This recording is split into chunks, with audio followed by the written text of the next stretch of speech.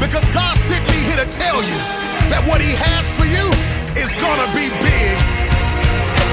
I believe That it's my season. that it's my season. You ought to declare that over your own life. Say, I believe I believe that it's my time. that it's my time. It's my time. It's my time. And I can feel it. I can feel it.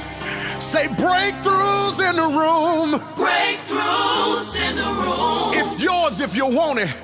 Anticipating. Anticipating. God's getting ready to move. God's getting ready to move. Listen, you ought to declare this over your own life. Say it. For I know God, my God he's working is a miracle miracle just for me. Just for me. And it's gonna be. And it's gonna be big. Hey! Listen, I don't know about you, but I'm excited about my future. Why? It's gonna be big, yeah! And it's gonna be big. I'm running into destiny, shouting into my promise. Why? God's gonna open the windows of heaven. pour. Pour me out a blessing. I won't have room. Be wrong to contain it. Can't even try to explain it. But it's gonna be big. God is gonna blow your mind. God is about to blow my mind. Yeah, yeah, yeah, yeah. God's gonna Open the windows of heaven. pour. Pour me out a blessing. You won't have Won't be room. wrong to contain it. Won't even try to explain it. Why? But it's gonna be big. God is about to blow your mind. God is about to blow my mind. Hey, and it's gonna be, Big, it's gonna be, big, it's gonna be big. It's gotta be big. Lord, let it be. Hey, my future is big. My destiny's big. My blessing is big. My promise is big. The new job will be big. My future is big. Lord, let it be big. And it's gonna be. Hey, God is about to blow your mind. blow my mind. God's gonna, God's gonna open the windows of heaven. he's gonna pour. Pour me out a blessing. I won't have room. Won't be wrong to contain it. Won't even try to explain it. Why? But it's gonna be big. God's about to blow your mind. God is about to blow my mind. God bless you. It's gonna be. And it's gonna be big.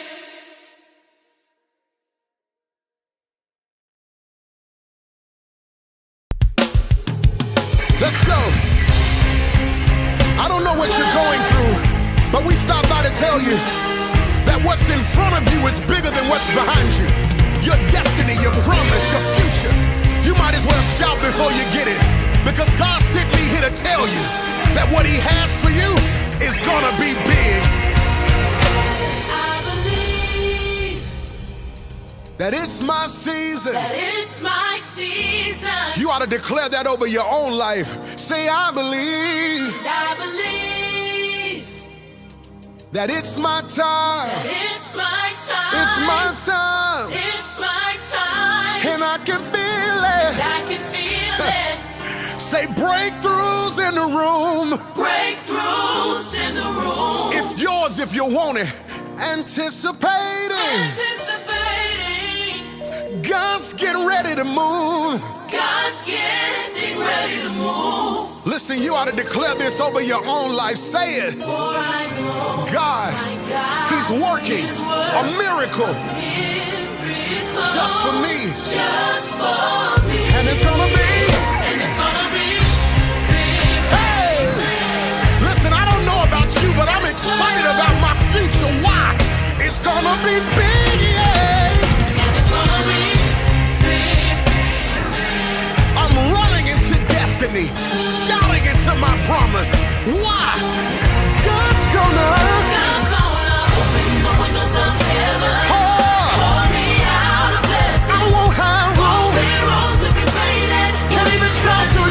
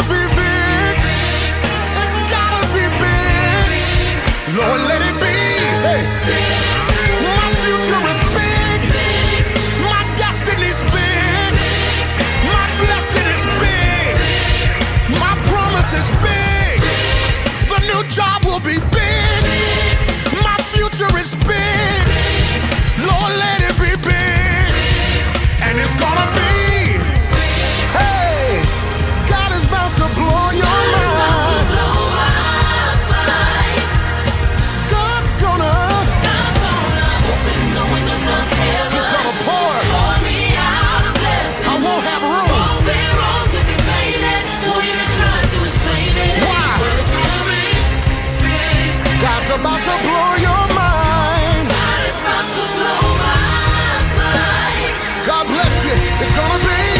It's gonna be big.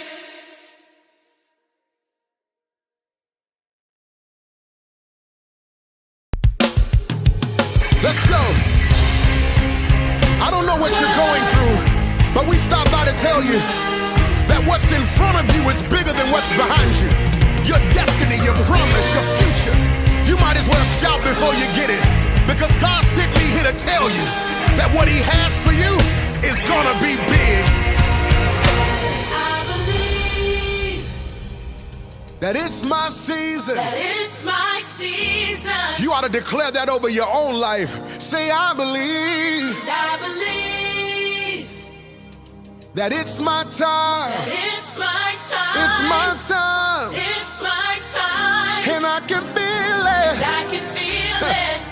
Say breakthroughs in the room. Breakthroughs in the room. It's yours if you want it.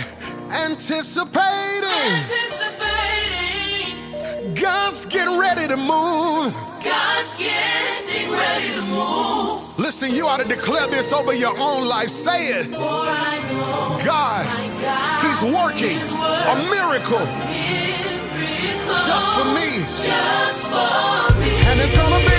And it's gonna be big. Hey! Listen, I don't know about you, but I'm excited about my future. Why? It's gonna be big, yeah!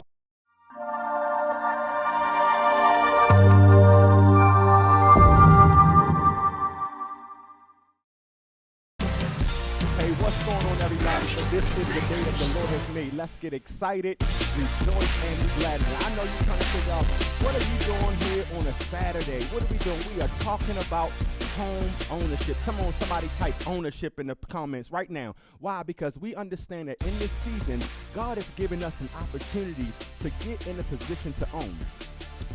Let me ask you a question. Did you all know that at one point in time, we couldn't vote and we couldn't buy homes? Go do some research. In 1968, there was a housing act that was passed that was allowing us to be able to get houses and buy houses. And even now, it's not always easy for colored people, black folks, to purchase something. So now a lot of times black people don't realize that it's important to own something, because you can't pass your kids down something that you don't own. So I don't know about you, but in this season of your life, I need you to speak it right now. Before we even go forward into this next part of this, I need you to say, listen, I shall own something. Come on now, come on. I'm going to own something. I'm going to own something. I'm going to have my name on something. Come on, let me see you get crazy in the comments, y'all. Come on, say I'm going to own something. Come on, type ownership. What's up, Tree Sister Roslyn? Listen, guys, I have something absolutely amazing. Listen, I have someone who's absolutely going to bring you some information. We know that the Bible says, my people perish due to a lack of knowledge. So in this season, you want to make sure that you take advantage of this information. And guess how much this information costs you? Come on now, it is $0.00. Free 99, y'all. Come on now, let's get excited about that. You know we get excited about that free 99. So it's raining. You sitting at home, it's virtual, so make sure you get you a pen and a pad and open up your mind and open up your heart, and we're going to go ahead and pray. You know I can't do anything without prayer, because I strongly believe that if you want something to own something, you got to make sure you get connected to the boss. So let's pray. Father in heaven, in Jesus' name, I pray right now that you bless this amazing time that we shall share, dear God. I pray that you open up our minds and open up our hearts, that we may learn and get the information to go to the next level. We give you the praise, the glory, and the honor, and it's in Jesus' name. Come on, everybody, say amen, amen, and amen. Real quick, y'all, we have Yolanda in the queue. We're going to bring her on, and as we bring her on, I want y'all to give me a second and let me know if y'all can hear it, and give me some thumbs up and some thumbs down, and make sure y'all can hear it loud and clear. So right now, we're going to bring Yolanda on, y'all. There we go. Hey, everybody. Come on, How come you on. Let's get doing? some volume in there, T. I see it on the screen. Do I need to be out? That's Can you it hear me? right there. Mic check. All right. All right, so listen, guys. Can y'all hear? Everybody can hear loud and clear. Let's see y'all get crazy in the comments. Can you see me? Can you hear me, Yolanda?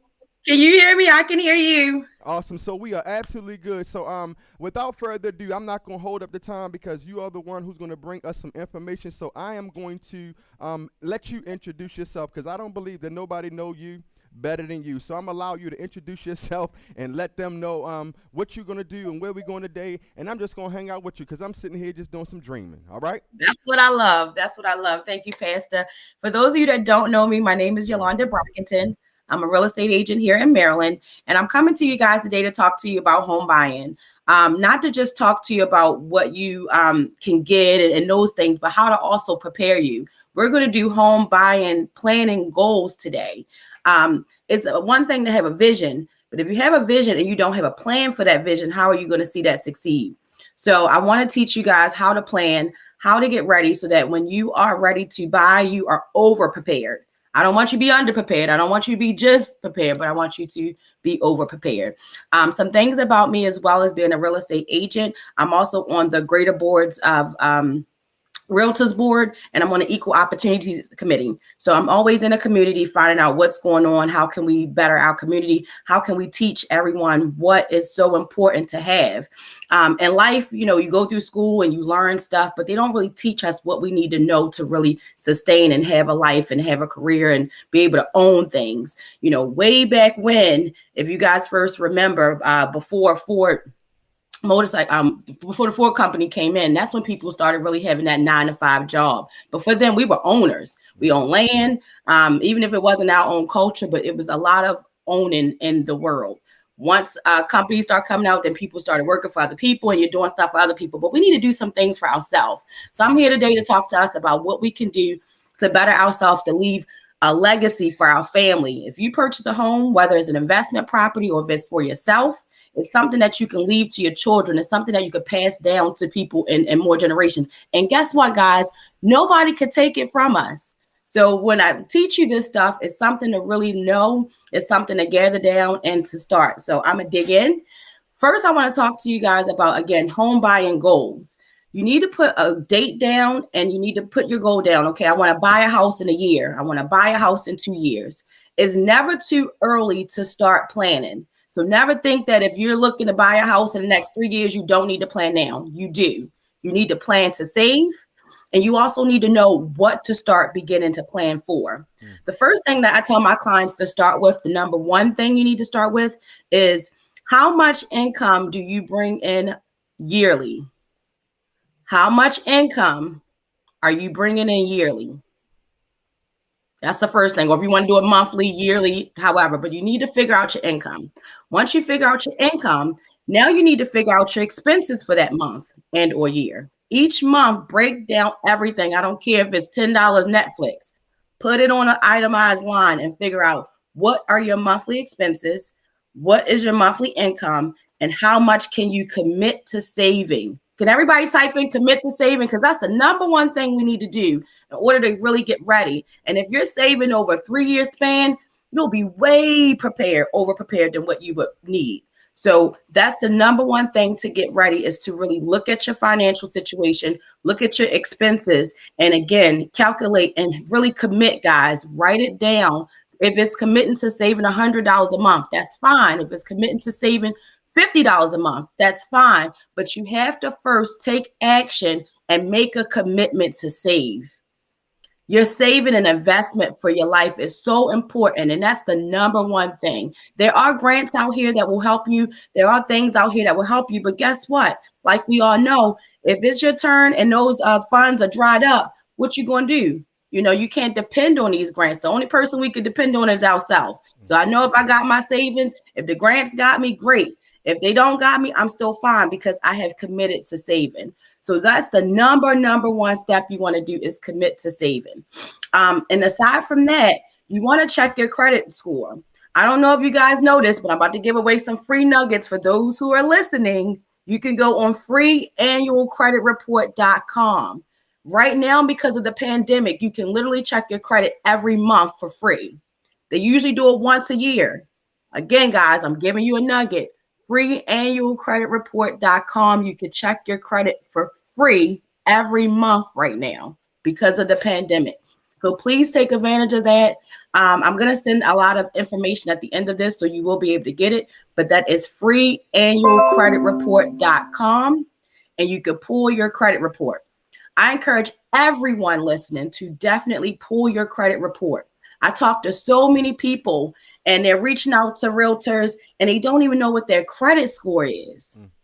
That's crazy, right, Brother Marlon? You need to know what you're working Crazy. with. It's like I'm ready to buy, but I don't know what I could do, how I could do it. And it's great that people come to me. I'm not saying don't come to me, you don't know, because I help everyone. It's never someone that, is not qualified to talk to me because you don't know what's going on. I just want to prepare everybody for when you do talk to real estate agents, what they're going to ask you and what you should know.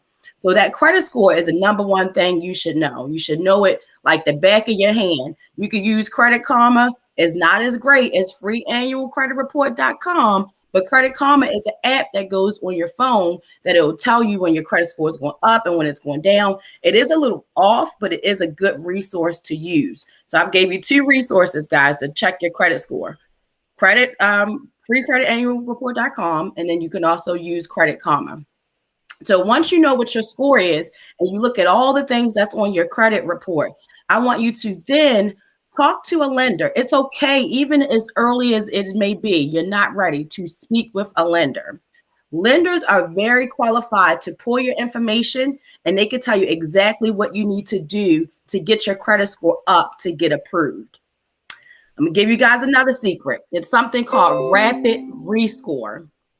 Everybody write that down and type it in, Rapid Rescore. A lot of people do not know about this. When you talk to a lender, they can take your credit information. They can tell you what to pay and what not to pay. Some things that we pay, it actually hurts our credit score. I don't know if you guys know that, but a lot of people will say, hey, I did everything. I looked at my credit because they're doing it on their own, right? I looked at my credit and I paid everything off and my score went down 30 points because you got to know what to pay and what not to pay. If you have a car on your account and it's been closed, and let's say it's charged off, it's still bad debt. You still got to sell it at some point, but it's bad debt and it's charged off. If you go and pay that car off, it's going to drop your scores. Automatically, we know that. So sometimes the lender might say, hey, this is over here, but it's not affecting you as much. Don't touch that one, but go ahead and get this stuff out of collections, or go ahead and take care of that medical bill, or go ahead and take care of the BGE bill, and this will get your scores up to where you need to be.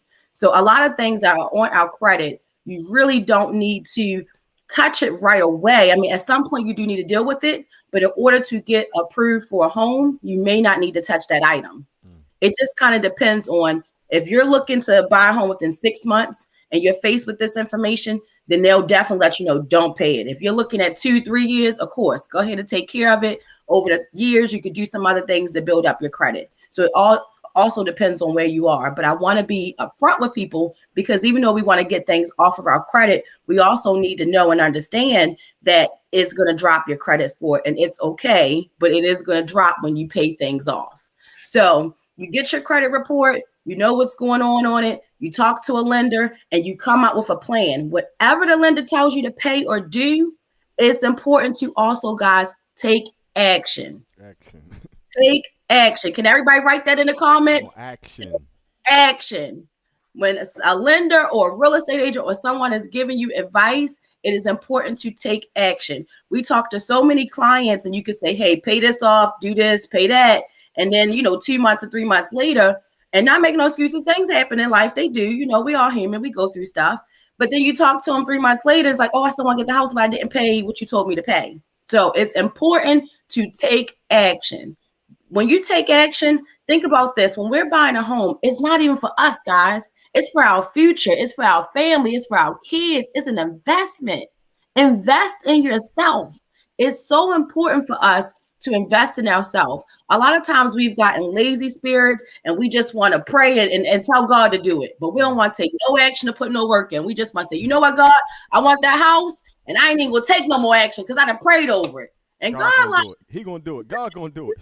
Right, God going to do it. And God like, I'm here to help you, but I want to see you take those steps so I can meet you. And or if you put your 50%, God put his 50%. If you got 20%, hey, God might give you that 80%. But you got to take your actions. You got to take your steps. You have to be responsible for what you need to do.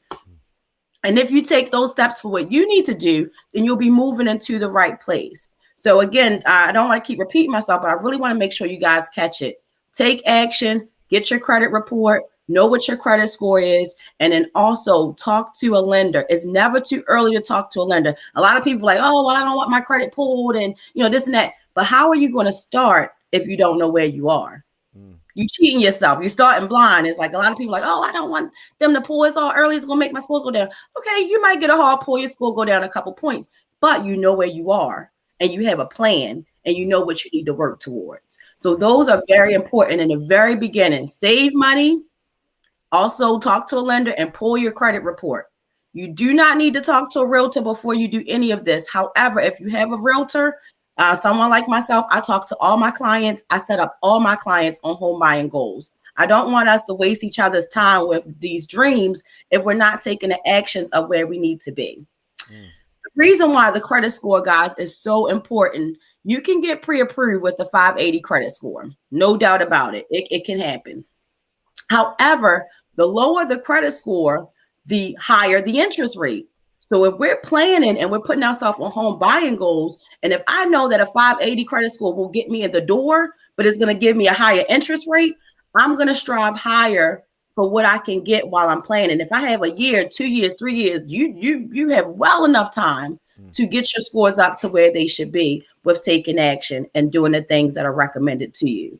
So I always tell my clients to strive for a 640. Guys, can you write that in the comments? 640 or above is the best credit score that you can start with. Now, of course, we always want to go higher. They have great programs if your credit score is 720 and above, but 640 is that magic number, guys. 640 will get you approved into grants. The Maryland Mortgage Program is a program that never runs out of money. If you have a 640 credit score, you can get approved and be able to qualify for the $5,000 towards closing costs. That grant never goes away. It's state money. It's there and it's available for you. Please take advantage of that. In order to be able to get that grant, you do have to also make sure that you're visiting home agency counseling agencies throughout Maryland. They have a couple, and I'm going to share a PDF with you. But you can go to these home agency counseling agencies, and they will give you home counseling. You'll have a session where you're in with a lot of people, and they'll talk to you about home buying, and they'll figure out same thing I'm just telling you. What's your monthly income? What's your expenses? They want to see how much you can afford and really show you how much of a mortgage payment that you could be able to afford. And so they have you go through this class. You're in with a lot of people, and then you have a second session where you're one-on-one with a counselor, and they'll talk to you about what programs you may qualify for, what grants are out here to you. They'll let you know everything that you qualify for, and then you'll get a certificate of participation. You take that certificate of participation and you give that certificate to the lender. That lender now knows that you had that home ownership agency class and that you're now ready to receive that $5,000 where it would come from Maryland Mortgage Program. Maryland Mortgage Program is not the only program that do it for the housing counseling agencies, but a lot of other grants also would like to see that certificate before they're able to release you any free money that's available out here to us. So that's very important to do. And that class is good for 1 year. So if you're planning within the next 6 months to a year, you can actually go and start doing home agency classes now. It's actually good to do it sooner than later. But again, the certificate's only good for 1 year. So make sure when you take this class, you're ready within that next year to go ahead and be able to move forward. Because if not, then you got to repeat the class all over again. So if you get that certificate, you want to make sure that I actually have a client now that's redoing everything over. And sometimes some of these classes cost. So if you're in Baltimore City, they have 2 classes. One is online for $100 and one is the third Saturday of every month. And so that class fills up really quickly, but it is available to you. So again, if you're looking within the next year, you want to get into that program. You don't want to wait late. I have a client that's waiting late right now to do it because he wasn't aware of it. And now we have to extend the program so he can have enough time to get his one-on-one extend the contract so he can get his one-on-one to be able to get the certificate to now get the grant money. So again, the more that you know ahead of time, you're able to be prepared. So Brother Mother, I'm gonna stop for a second. Is there any questions that you may have, or do you see any comments of anything that I can answer before I move forward? Listen, I hope they are taking this in because you have dumped a lot of information within these last 13 minutes. So guys, listen, the Bible teaches us that my people don't perish due to a lack of the resources. It's the lack of the knowledge of the resources. So that's why we take this time to bring you all this free resource. So don't take this for granted, guys. I don't think they're really understanding, how rich this information is. And the unfortunate thing is you're hearing a lot about this stuff, but you don't hear it from the church. You always hear about the church buying the building. The church is doing the campaign. Well, but listen, church, I ain't mad at the church owning something, right? But I want to own something too. So the Bible teaches us, even in the book of Acts, that even everyone owns something. So it's not about just, because if we are individually strong, we are stronger than collectively. So even if you go back to 1968, and I have people that say, I don't want to own a house. If you think back to 1968, it's not that long ago. Mm-hmm. So before that law, there was a law passed to allow us to be able to buy and own homes. So as brown and black people, stop. I don't want, what? You done built this country. You mean to tell me you don't want to own nothing you built? So in this season, it's time for us to get ready and, like, not to get too deep spiritual, but there's a spiritual wealth transference going on right now. Amen. If you're not in position, and AHOP, I've been preaching it, I've been teaching it, I've been saying it. If you stay ready, you don't have to get ready. This is the season to get ready, because when the rain comes, the only people that don't like rain is people who don't have seed in the ground. There you go. I'm gonna let that sink in. I'm done. But listen, make sure you're saving your money. That's important. Make sure you're managing your money well. You can't ask God to bless you with more if you are doing a poor job at what he's already given you. He says, if you are faithful over a few, come on, tell your neighbor, take care of your food. Type in the comments, I'm going to take care of my food. Let me become faithful over my food. See, some people want to be rulers over many, but you're not faithful over your food. So if you're not good at paying your rent, come on, Pat. Good at paying your mortgage. So guess what? Start paying your rent on time. Start saving your money. Start showing God that I can be responsible now, so you can get to your later. So go ahead. I'm finished. That's done. That's right. And I love that. And we also got to be real with ourselves too. That's why I said, write your expenses down, put your monthly income down, and be realistic. If, again, you got to cut out that Netflix, you got to cut something out so that you can save. Again, you're investing in your future. You're investing in your family. This is not just for you. It's for your family. And sometimes we got to think on things that is important to us. When it comes to home buying, think on your kids. I don't want my kids to struggle and not be able to have a place, if anything was to happen to me, that is theirs. One thing that we can get in life, assets. Assets is your biggest value. A lot of people, millionaires, they have assets. So why wouldn't we? You have assets. You can take a house. This is my plan, literally. I want to personally, I'm going to invest in property. Once my son goes to college, I'm going to sell that property and I'm going to pay for his college. So these are things that other cultures are doing that we are not doing. And when I first got into real estate and I met someone and they're different culture, and they were talking to me about what they do for their children and how they're able to pay for their children's school. And when he said, this is why I invest in property, as soon as he has 4 kids, and as soon as one goes to college, he sells a house and go ahead and pay off their college. Now, my goal for my son is to go ahead and have that scholarship. But if that scholarship money, like these grants for home ownership, don't come through, y'all, we have to be prepared. Every other culture is doing it. In our community, we are not teaching each other. We are not doing it. I am really here to make an impact, provide value, and bring content because I believe in a change. And I believe collectively we can do this. And the only way we're going to do this is if we get knowledge. Knowledge is power. The thing is this, when we were young, and if anybody could type that in, knowledge is power, but also take action.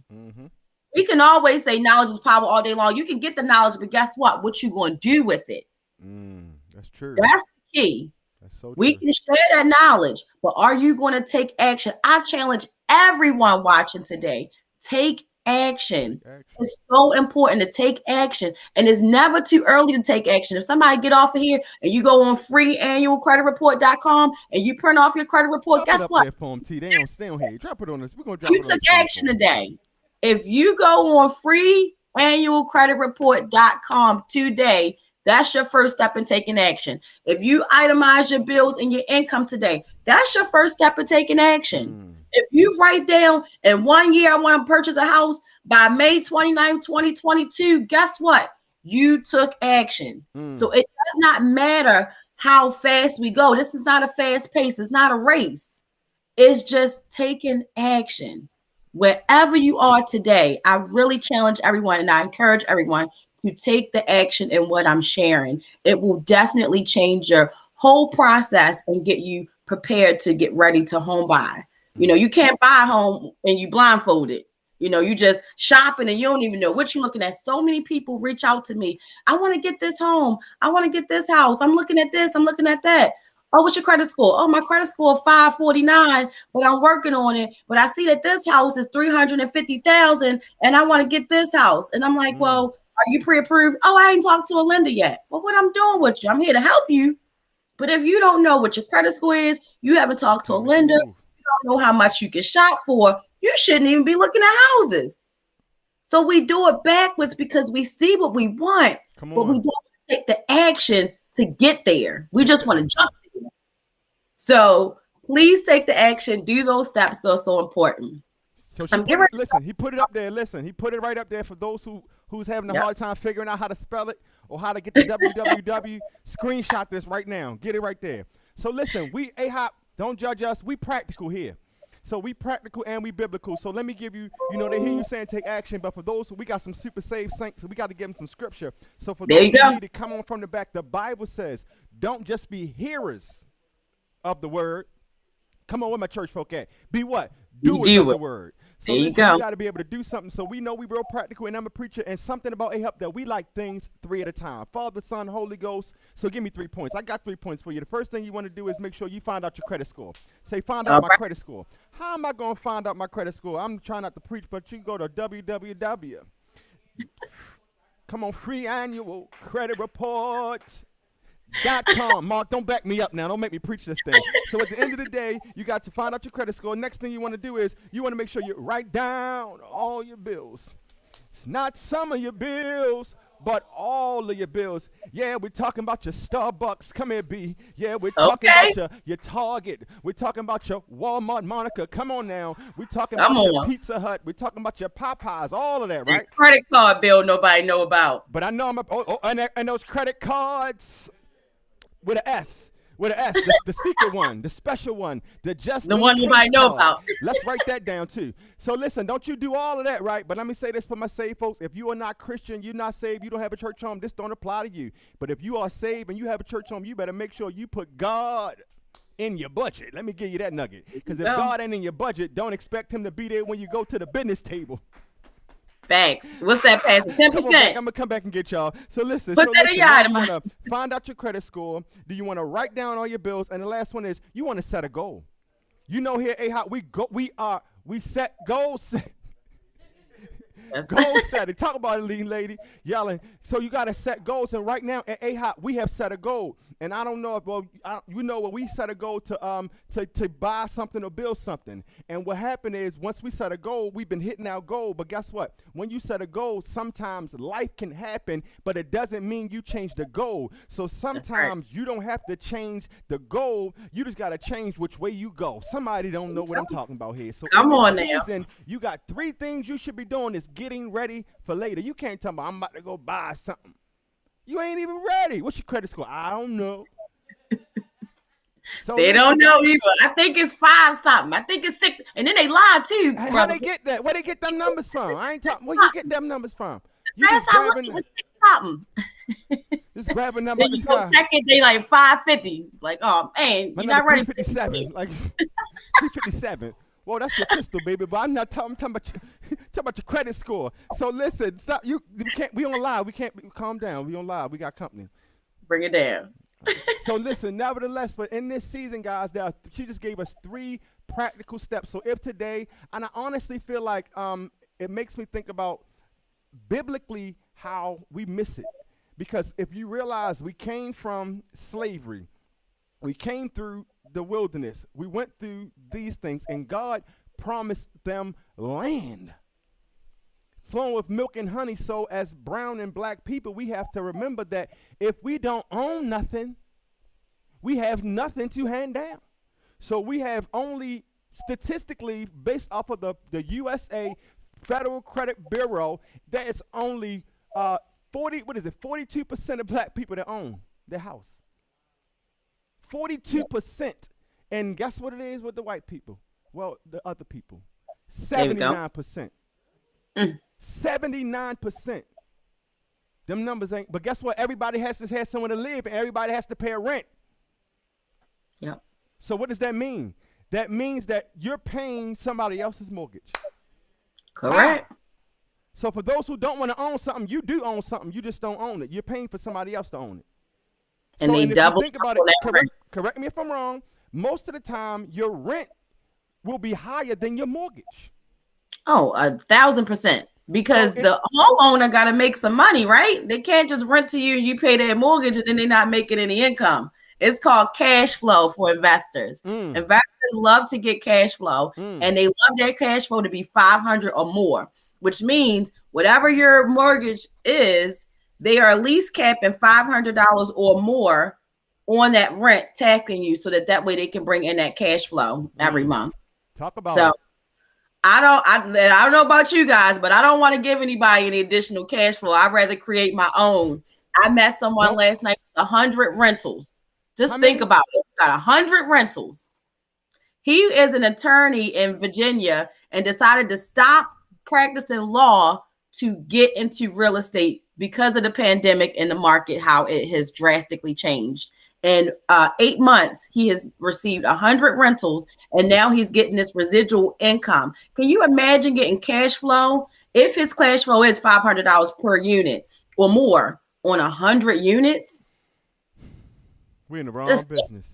And to be 100% honest with you guys, because I'm authentic, he is not our culture.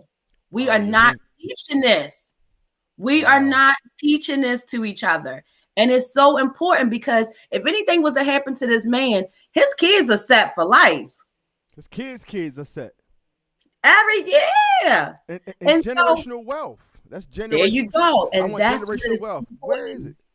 Generational wealth is so important. And you can do generational wealth with your own properties. You can do this, guys. It is not hard. I sit down with people that look just like you and I, talk just like you and I, and they are really doing this business to the point it's just becoming an investment. You get your first property. I'm going to teach you guys something today too. I don't know if anybody caught my podcast this week, but I learned how a first-time home buyer can also be an investor in the beginning before anything. You can get what's called an FHA loan. Type that in. Come on. FHA. Drop it in the comments.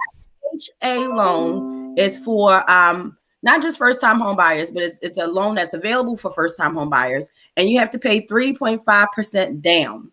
If you purchase a 4-unit or less property, you can use a FHA loan. You live in one of the units and you rent the other 3 out. Now what you have done is you have provided yourself to get your first investment property. Come on. Other units are covering your mortgage, and now you're bringing in income. I learned the other day, if you do this and you purchase a property, those other 3 units can be now a part of your income while you're in the process of purchasing this building. So if it's a building that already is receiving income, it already has units, they're going to calculate those units as your income while you're in the process of purchasing the house. Come on. Let me say that again. If you are interested in becoming and doing investments, you can get on an FHA loan, paying 3.5% down.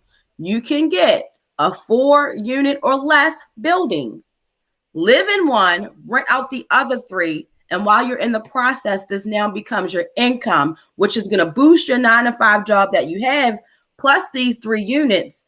And I don't know about you guys, but I know one thing I love about rent is inflation. It's always going to go up.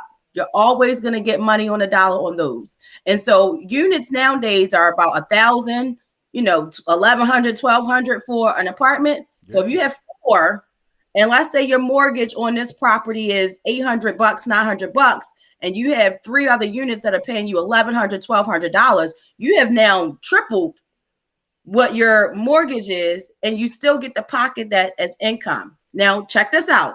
At some point within your let's say if your goal is to get this investment property, and now in about 2 to 3 years, or maybe 5, because it depends on the program. Sometimes you have to live in these places for 5 years, but now you move out of this unit. Now you have a 4-unit building that you're collecting money on. Now you take that income, and guess what? Guess what I'm gonna do, Brother Marlon? Now that I got this, I'm gonna go get me a single family home. You know why? Because I have income with this building. I still have my 9-to-5 job. And now I can show that I have enough income to go get that single family house that I might want with the pool in the back, or I might want to have a shed back there. I might want to have a large patch of grass because I want to cut the grass. I might want to have my room, my bathroom and my bedroom, and be able to have a master suite for my kids and have that nice little family area that I love to entertain, go out with the grill, whatever it is that I want to do.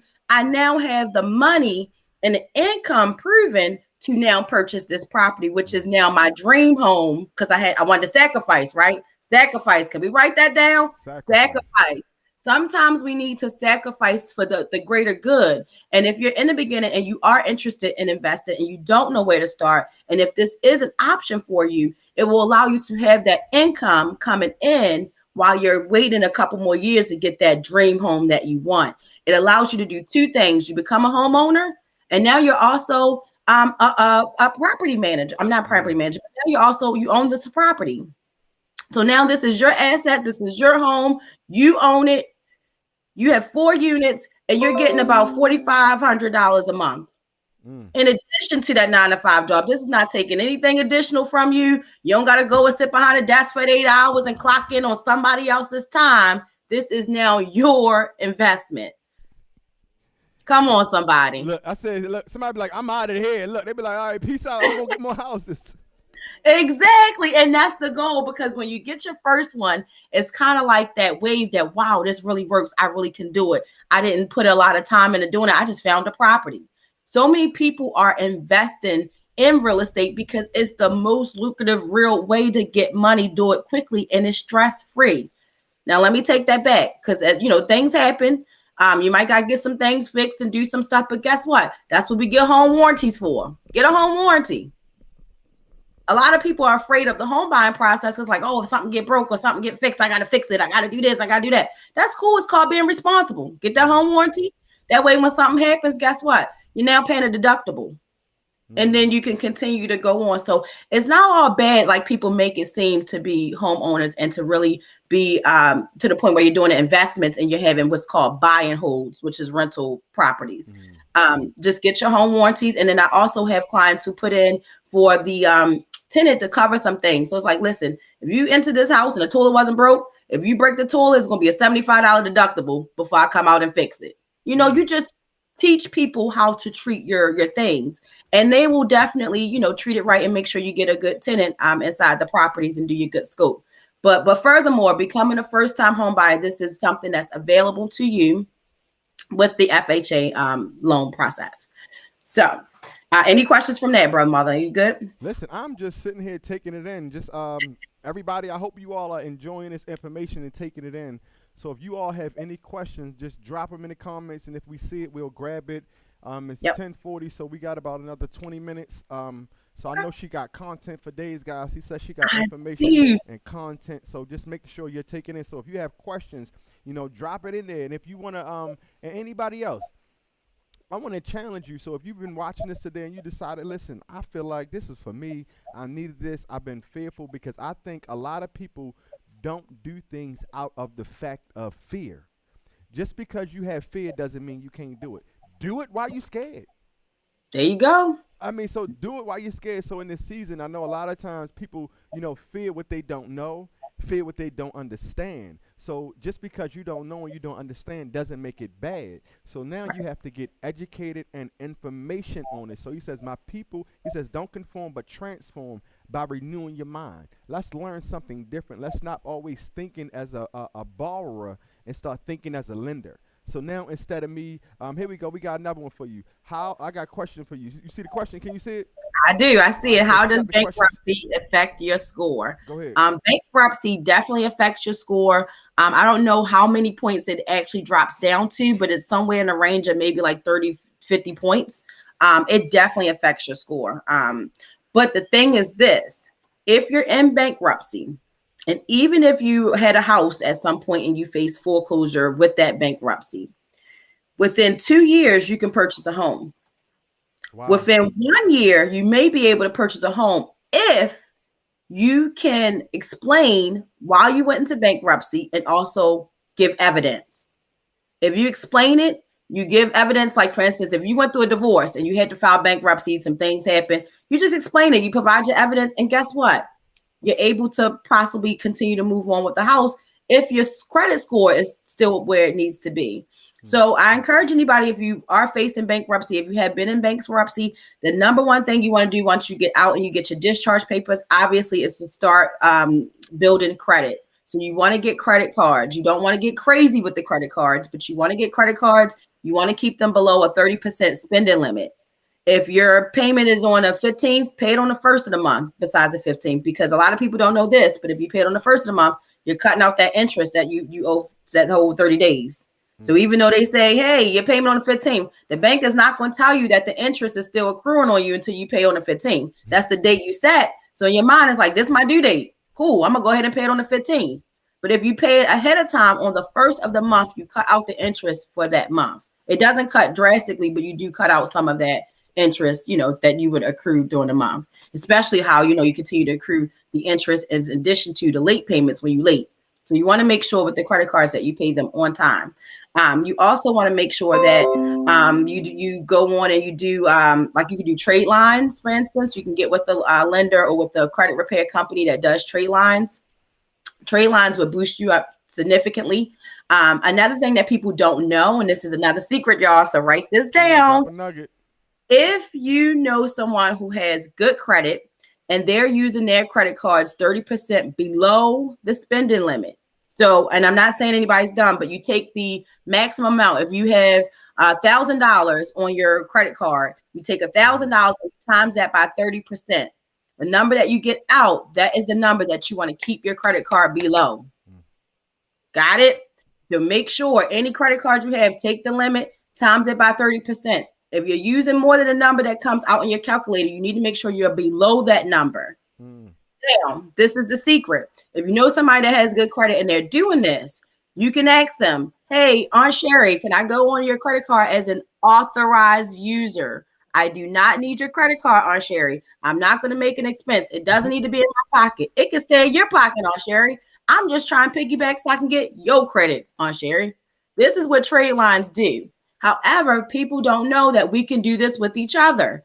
If you're in a marriage and your spouse credit card is good, you can piggyback off of his and go on his credit card as an authorized user, and the same with him to you.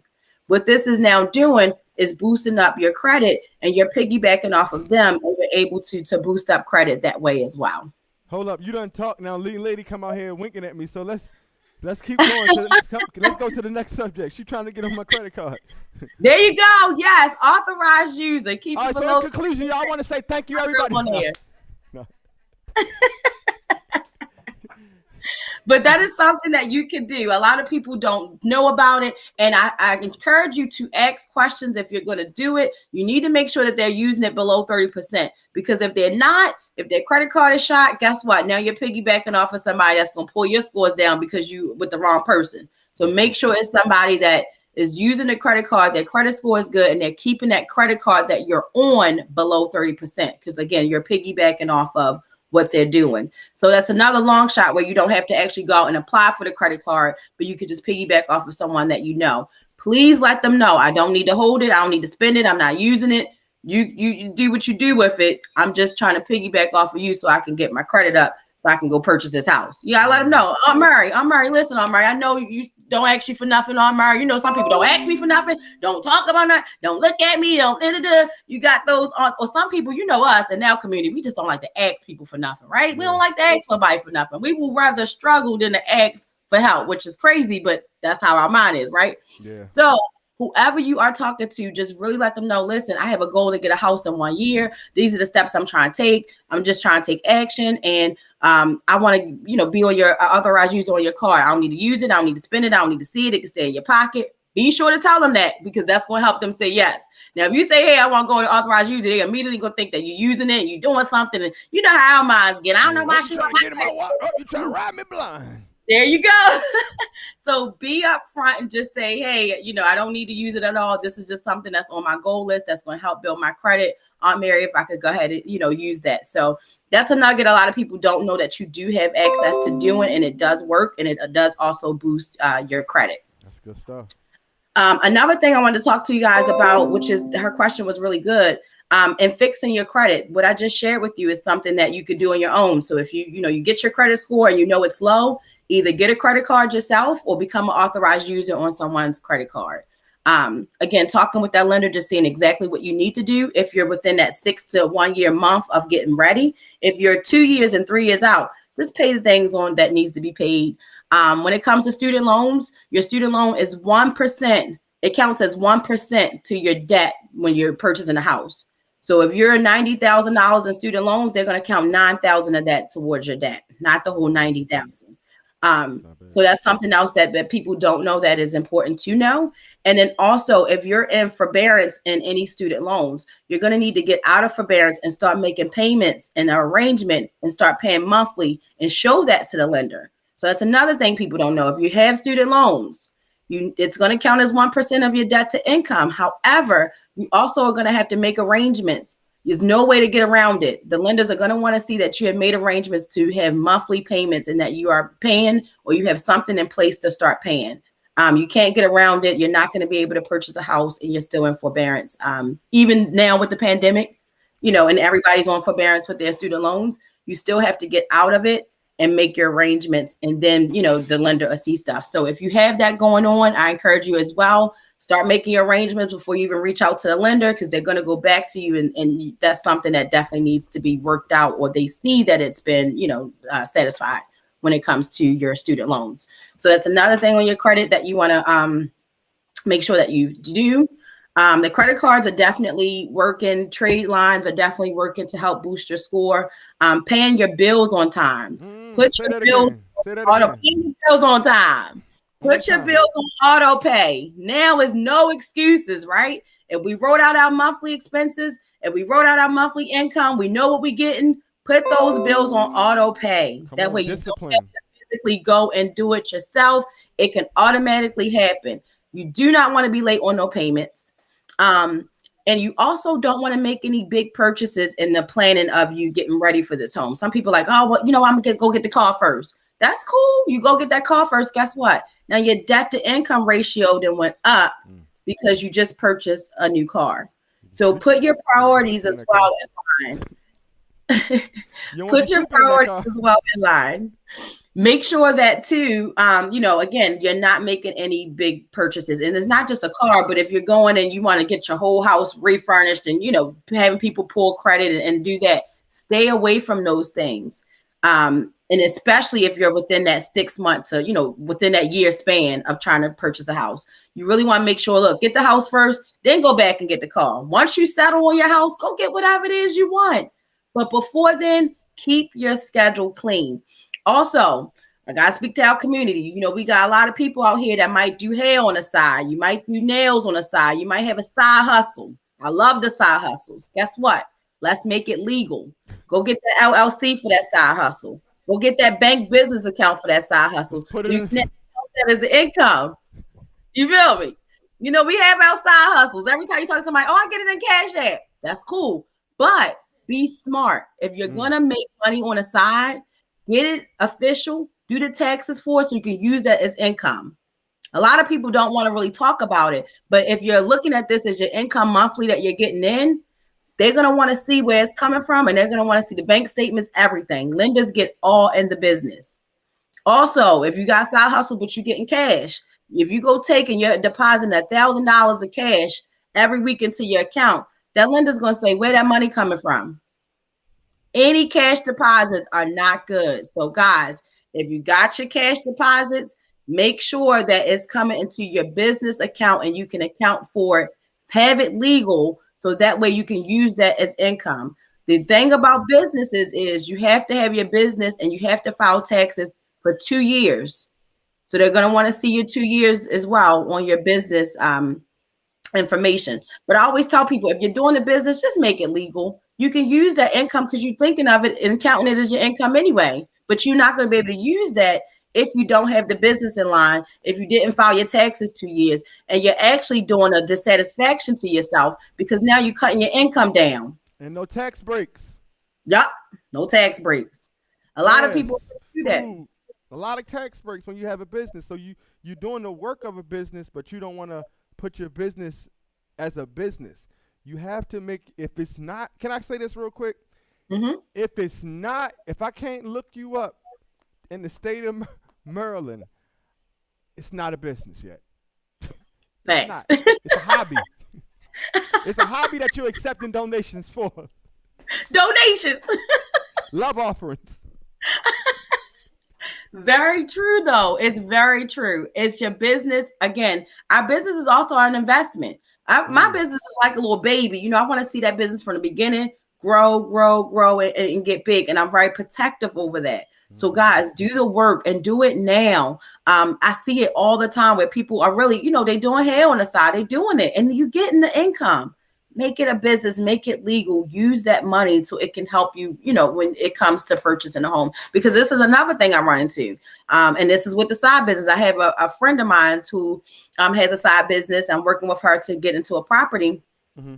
And the income that she's able to afford as far as the purchase price is like, dang, it's so low. I'm like, yeah, but if you had that business and you made it legal, you know, and she'd been doing it for a while, then you could have used that income and now you could have had a little bit more purchase price. So you really do a huge dissatisfaction to yourself when you don't count your business and really take the legal steps, because a lot of people are out here and you might be able to, it's your first time, you're excited, you're ready to purchase a house, and they're like, oh, you can only get, you know, 80,000. It happens. You can only get 90,000. It happens.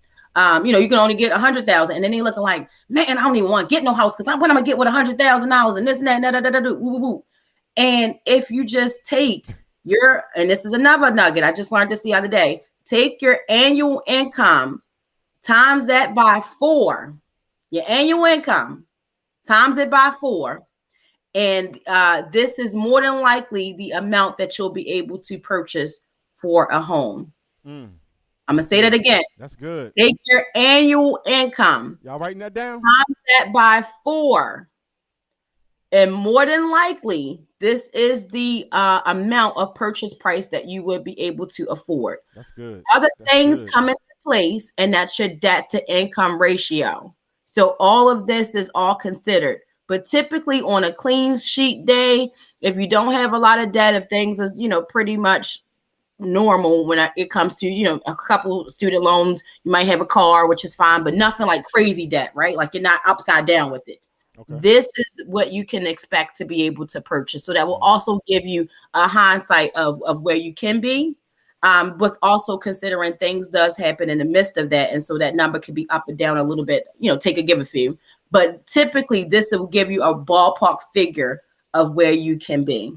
That's good. That's real good. Let's help y'all writing that down. So listen, you know, I got 3 more nuggets for y'all on the business side. So one thing I can say about AHOP, in these last 5 years, we done birthed some booming, banging, blessed businesses. Come on, y'all, celebrate. Amen. So yes, and we believe here, and we've been doing this for a while. But let me give the business people 3 nuggets for those who say, "Listen, well, I don't know where to start. I don't know what to do." I got 3 things you can do to get your business too legit to quit, and it's going to cost you less than $300. Come on, say $300. That's $300. Alexander McQueen you got on your feet right there. So listen, here we go. First thing you want to do is you make sure you have an EIN number. Yep. Come on now, say EIN. That means that your business has a social security number, so you ain't got to do everything in your name. And next thing you have to make sure you have is an article of incorporation. Come on, say article. Come on, articles of last thing you want to get is a bank account. Come on, those are 3 in the business. Let me be clear: a bank account and the business name. Those are 3 things you can start. You know, you gotta clarify that one.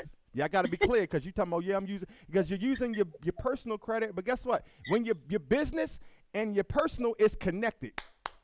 Come on. So when they go to pull your business stuff, it's going to look at your personal stuff. So don't try to hide behind it. So you want to make sure you get all of that thing together. So now you're able to build business, and now you build business credit based off of your credit. So if your credit is bad, your business credit is going to have a hard time being built. But if you learn how to build your credit, your business credit, it's a whole nother one right here. You learn how to leverage your credit, leverage your cash. Oh, man, you got a whole, you start picking up what I'm putting down. You be cooking with gas.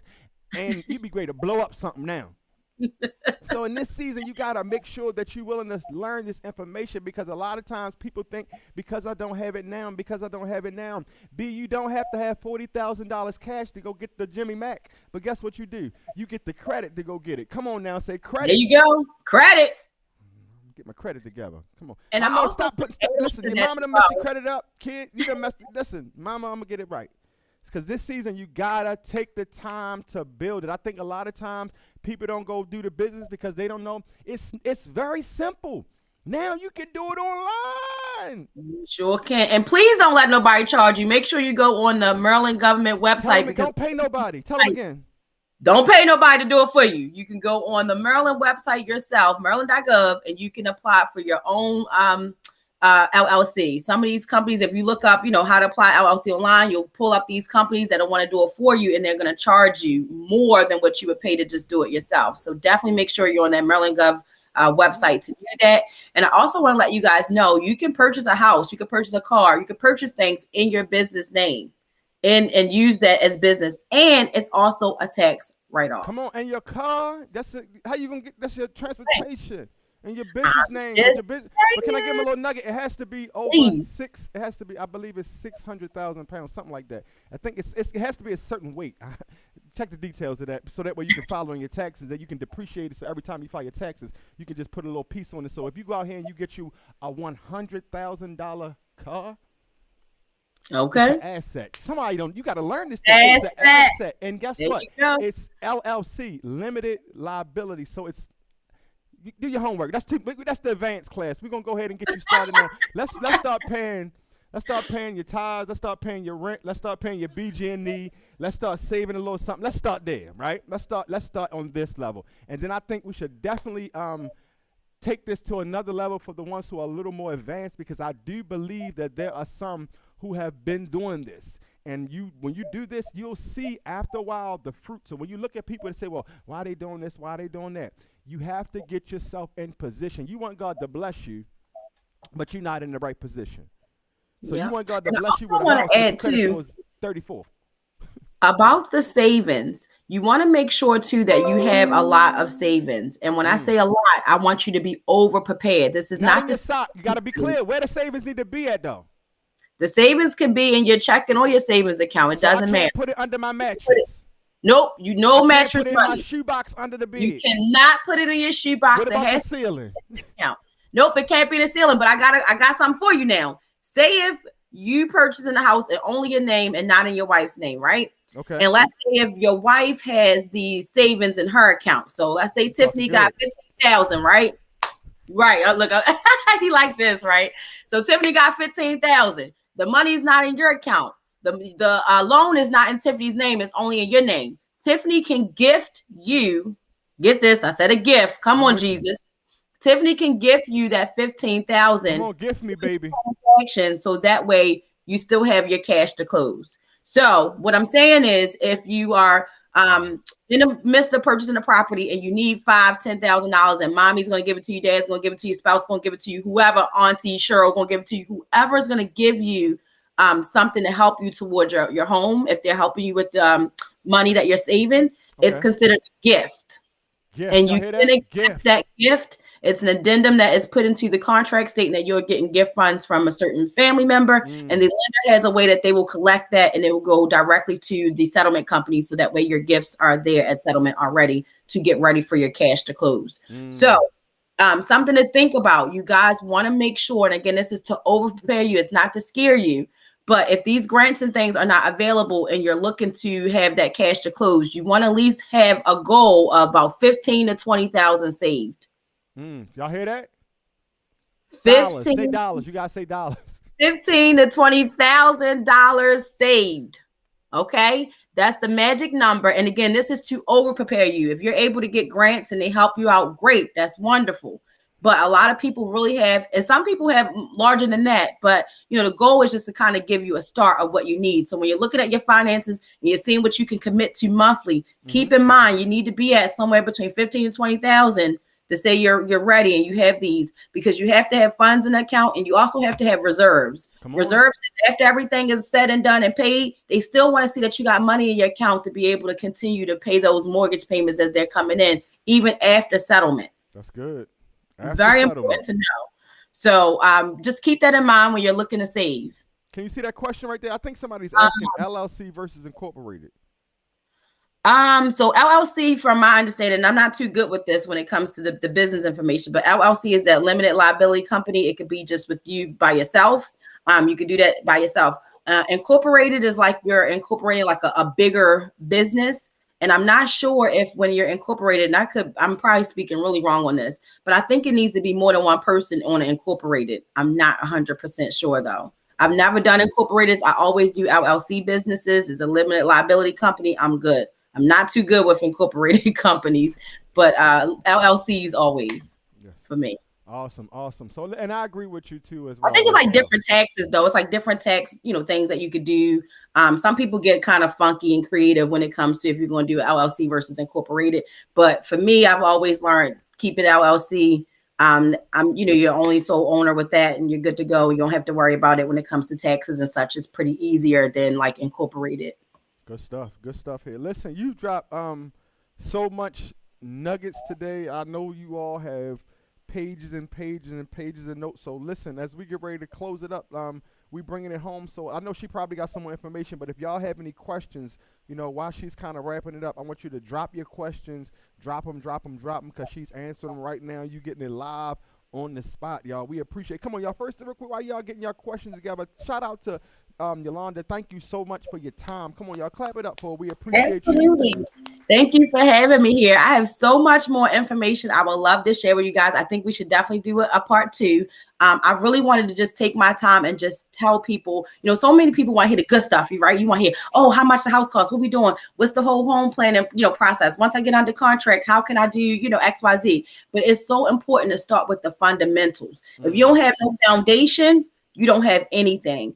And I am very authentic. I never want to be unrealistic with clients. I never want to start with the good stuff because us as females, we love to shop, right? I'm ready to go home shopping. I'm ready to help you look for that house. I want to look at bathrooms. I want to, engage with my clients and get to the good stuff. But before we get to the good stuff, we got to take care of the fundamentals. And that is, just reiterating back what we said today, saving. That's counting your expenses, your monthly expenses, and committing to saving. Really committing, guys. And it's hard to commit, right? You might want to go out that night. You can't go out to that steakhouse. You might need to save that 100 this month. So really make a commitment. Write it down. Do positive affirmations. If anybody's familiar with positive affirmations, it's kind of like in the morning when you're spending that time with God, right? And you wake up in the morning and you get in your mind and everything set for today. Say your positive affirmations. Lord, I will. Positive affirmations are like this. I will save $500 a month. I will save $500 a month. I will buy my house by da-da-da. Make your affirmations. Make them known. Present them to God in the morning. Write them down. Read them. Whenever you feel like you want to go get that $100 steak, read them affirmations. I need to save $500 a month. Keep it in your phone. Keep it near you. So that way you can really continue to wrap my mind. Because guys, we got to do it daily, right? Yeah. Whenever you commit to something, it's not like you can make a commitment one day and each day that commitment is not going to be facing you. So every day you might need to write those affirmations down so you can see, okay, I will. And in addition to you doing those affirmations, pray on it and take action. So I will commit to saving. I will commit to putting a house goal down with a date. I will commit to getting my credit together. I will commit to talking to a lender. Write these down. It might sound fundamental and crazy, but write it down so that we can see it in our forefront of our minds every day, daily. Write that goal down. Make it known. Put a date beside it. I want to talk to a real estate agent. I see somebody say, how I can make an appointment with you. I will definitely make sure you get a link, Ms. Shantae Boone, to set up an appointment. I do my appointments virtual, so it's not like anything that will take long to kind of get in to talk to me. I like to talk to people and be direct so we can see each other and just kind of see where you are to set the tone for that. But set your intentions, make them known. Again, we said save. We also said take action. We also talked about making sure your business and everything is set so that way you can have the things that you need to have to prepare to get ready. I have a lot of PDFs that I want to share with people because it's a lot more information that I think is important to know, which is like the vocabulary to get you ready for that home process too. So if you're interested in getting some more information, drop your email, send it to Brother Marlon. You can inbox me if you find me on Facebook. I'm Yolanda Brockington on Facebook. inbox me your email so that way I can make sure you get a PDF, which just kind of talks and it goes into depth a little bit about the home buying process, like your earnest money deposit and other things like that that you need. So if there's any questions I can ask, or if you guys do need something on one-on-one, please don't hesitate to reach out to me. Somebody's asking, how long should you wait before asking for a loan, doctor, the bank, after you open a business account? How long should you wait before asking for a loan? Your business account. Ooh, it depends, because this is the thing. You can ask for a loan, but they're going to go off of your personal account, not just your business. So if you just opened up a business account, you knew, right? Somebody's not going to give you $1,000 if they know that your personal, you wasn't paying Mr. Jerry down the street. So it just depends. But when you first open up, you have to establish that relationship with that bank, even if it's somebody that you bank with personally. On your business account, you have to have money in there. Put 5,000 in it, have it in there for about a month or two, and they can see that, okay, she had this business account, 5,000 is in it, she hasn't touched it, or she, was really good about that. Ask for a credit card first before you do a bank loan. Credit card, you can, ask for a business credit card. You have that money in your account. They might give you a limit of 500. Let me tell you a quick story. I'm sorry, I know I'm taking long, but I love real estate. Check this out. If you get a credit card and you get a limit, it's $500. This is like exclusive information I'm going to share. Credit repair specialists do this, but get a credit card, say the limit's 500. Take and spend that $500 up quick. Oh, listen to me now. Spend it quick, but pay it right back. Okay. So you go to the store, let's say you buy something, put it on your credit card. Then you take the cash because you already got the cash, right? Just take the cash, pay it right back. Now, 2 weeks later, you go to the bank. Hey, you guys gave me this 500 limit, but I need more. You can clearly see I've been spending the $500. I've been paying it right back. I need more credit. What that's going to do, now they say, okay, I gave you a 500 limit. I can see that you did spend this. I can see you put it right back. You did really good with this credit card. Okay, cool. Let's give you a $1,000 limit. Do the same thing with the $1,000 limit. Spend that $1,000. Take your cash. Pay it right back. Go back to them. Hey, you guys did give me this $1,000 limit. I appreciate you. My business is doing great. We need another limit. And then when they can start trusting you with those credit cards, then you can say, listen, we did real good with these credit cards and these limits. I got a credit card limit. I'm 30% down on here. I've been paying you guys on time. I've been giving you this. Now I need a loan. And in my experience, I believe they will give you that loan, but you got to establish some business relationship with them on a credit that they can trust you. But in the beginning, they're always going to be looking at your personal credit anyway, but just on your business, take that and do business credit card, build a relationship with them, let them trust you and let them know that you can pay off this stuff and that you need higher limits. And then they'll be able to entertain that loan for you. That's my advice. That's good. That's good. Yes. Listen, this was awesome. Free game, y'all. This was free 99. Free 99. So much notes, and I think a lot of times people don't do things because of what they don't know. Correct. Today, you no longer have that excuse. You are no longer ignorant to what's going on. So now it's time for you to make a decision. So just like you got to figure out your decision with your salvation and your soul, you got to make a decision about your future. What are you planning on doing with the rest of your life? You want to continue to be a lender? A borrower, or you want to develop to be a lender? You want to go to the next level. But guess what? I know everybody may not be meant to be a business owner. But why couldn't you be a homeowner? You don't even have to live in a home. But at the end of the day, you paying for a home to live in. So why not at least own that bad boy? So there you go. Do you have anything else? I don't have anything else. I done took a lot in today. Y'all good? Y'all got a lot in? I love real estate so much. I can talk hours about real estate. Like, you really want to make sure that you're with someone that's knowledgeable. And for me, it's not like a job. When I'm talking about real estate, this is what I love. It's not like work. It's just like, I could talk about it all day long. Like, seriously, I had so much prepared to talk about, but I think we need to do a part 2. And that would just get you into this. Again, this was like fundamentals, what you need, just 101.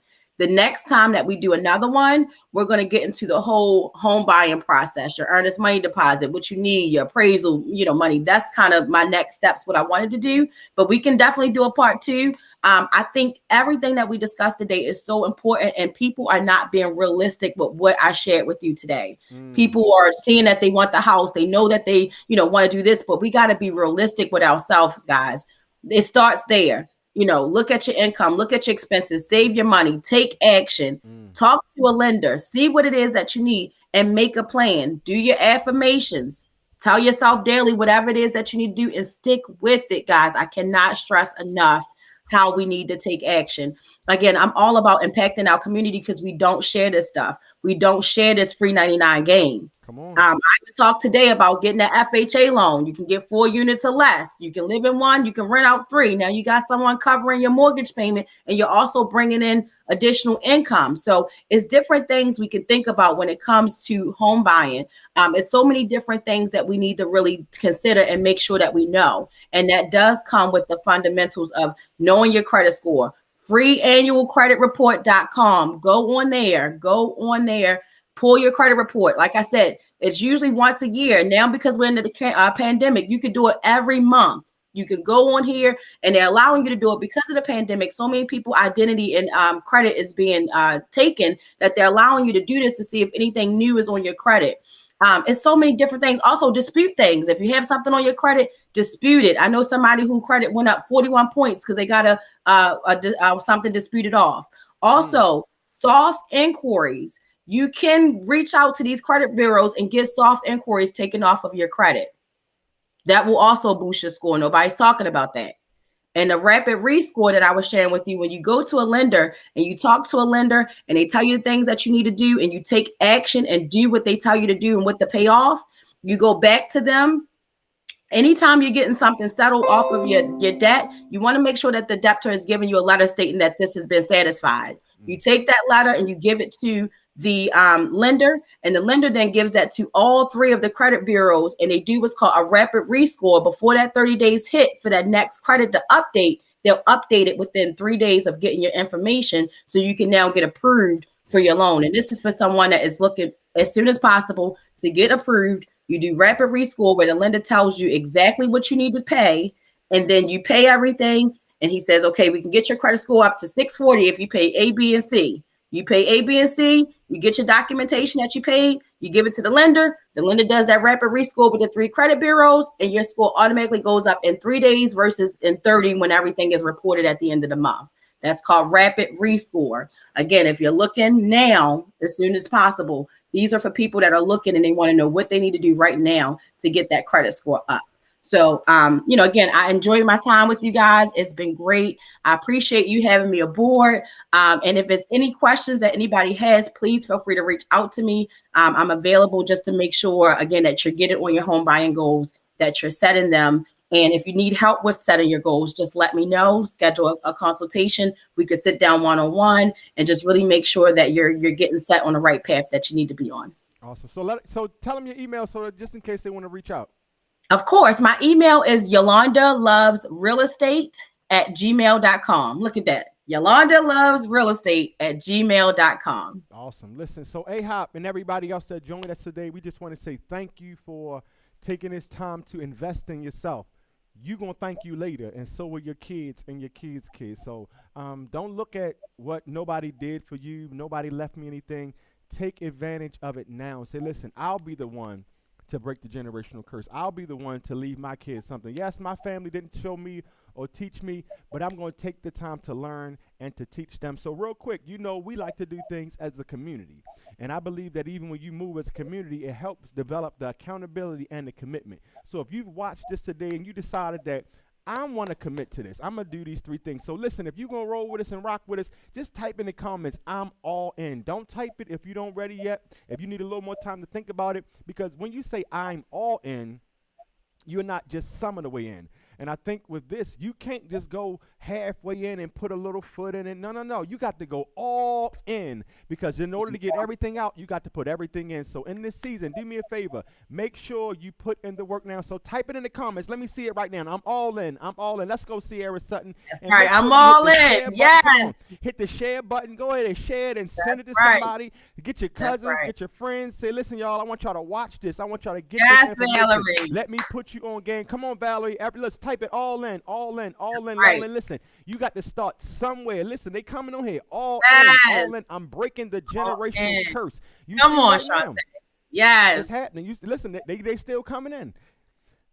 Yes, Danette. Yes. Keep on coming in. They coming in. I'm all in. So I'm this all one in. class, Yes, I'm this all one in. class for an hour and 30 minutes. We have I so love many people that's going to take this next step for the next generation. So we appreciate you. We love you. So join us tomorrow at 10 a.m. for our live service if you want to get a word as we go into our last part of the sermon series. I love you. God bless you.